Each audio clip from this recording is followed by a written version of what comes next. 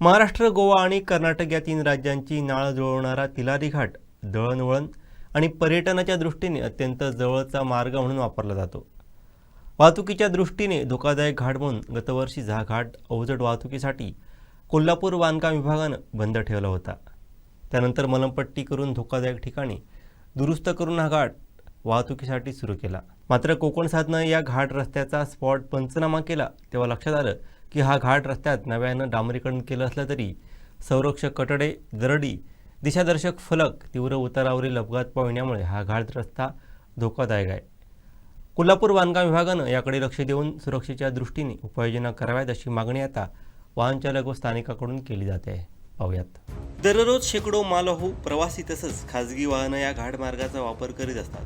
मात्र तीव्र उतार, अरुंद रस्ता, युवकराची धोकादायक वळणं आणि अपुरी सुरक्षा व्यवस्था यामुळे हा घाट वाहन चालकांसाठी धोक्याचा ठरत असून घाटातील सुरक्षेचा प्रश्न पुन्हा एकदा ऐरणीवरती आला आहे. तिलारी घाटाची भौगोलिक रचना अत्यंत आव्हानात्मक आहे. घाटात अनेक ठिकाणी तीव्र उतार असून सलग यू आकाराची वळणं आहेत. त्यामुळे विशेषतः बाहेरील राज्यातील तसंच प्रथमच या मार्गावरून प्रवास करणाऱ्या वाहन चालकांना घाटाचा योग्य अंदाज येत नाही. याच कारणामुळे गेल्या काही वर्षात घाटात अनेक लहान मोठे अपघात घडले असून काही अपघातांमध्ये जीवितहानीही झाली आहे. घाटातील जयकर पॉइंट हा भाग सर्वाधिक धोकादायक म्हणून ओळखला जातो. येथे तीव्र वळणासोबत खोल दरी असल्यानं वाहन चालकांना विशेष काळजी घ्यावी लागते. मात्र या ठिकाणचा संरक्षक कठडाच कोसळलेल्या अवस्थेत असून त्यामुळे अपघाताचा धोका आणखीन वाढला आहे. सातारा येथे काही दिवसापूर्वी आंबेनळी जो घाट आहे, या घाटामध्ये एक कार पडून 8 जणांचा दुर्दैवी मृत्यू झाला होता.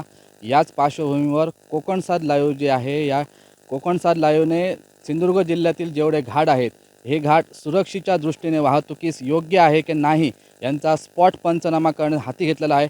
आज आपण आहोत दोडामात तालुका आणि चंदगड तालुक्यातील जो जोडणारा जो घाटमाता आहे, तिलारी घाट, या घाटामध्ये आपण आज आहोत. आपण पाहू शकता हा जो घाट आहे हा जयकर पॉईंट आहे आणि या जयकर पॉईंटवर अनेक अपघात झालेले आहेत आणि हे अपघात एवढे झालेत की या ठिकाणी अनेक जणांचे बळी देखील गेलेले आहेत.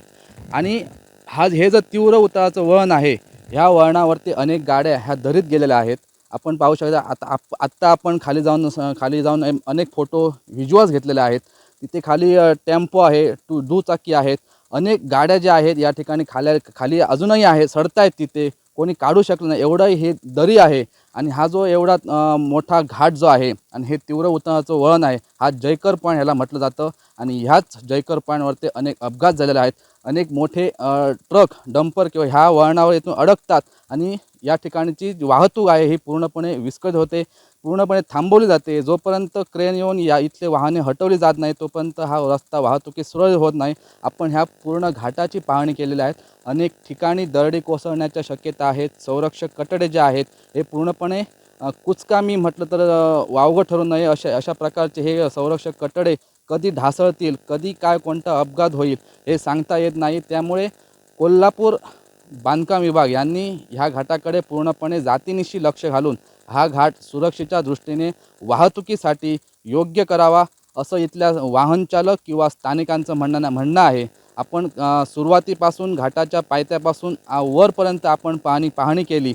जर वरचा घाटमाथ्याचा जो पट्टा आहे आणि तिथून घाट प्रारंभ होतो, या घाटाच्या सुरुवातीला दिशादर्शक किंवा घाट प्रारंभ होतो अशा प्रकारचे कोणतेही फलक या ठिकाणी लावलेले नाहीत.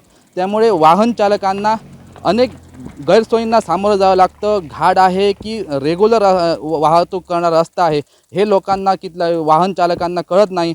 त्यामुळे कोल्हापूर बांधकाम विभाग आहे ह्यांनी पूर्णपणे या घाटात लक्ष घालून अनेक ठिकाणी दरडी कोसळण्याच्या शक्यता आहेत किंवा संरक्षक कटडे आहेत, हे दुरुस्ती करून हा घाट सुरळीत करावा वाहतुकीसाठी अशा अनेक मागण्या लोकांकडून केल्या जात आहेत.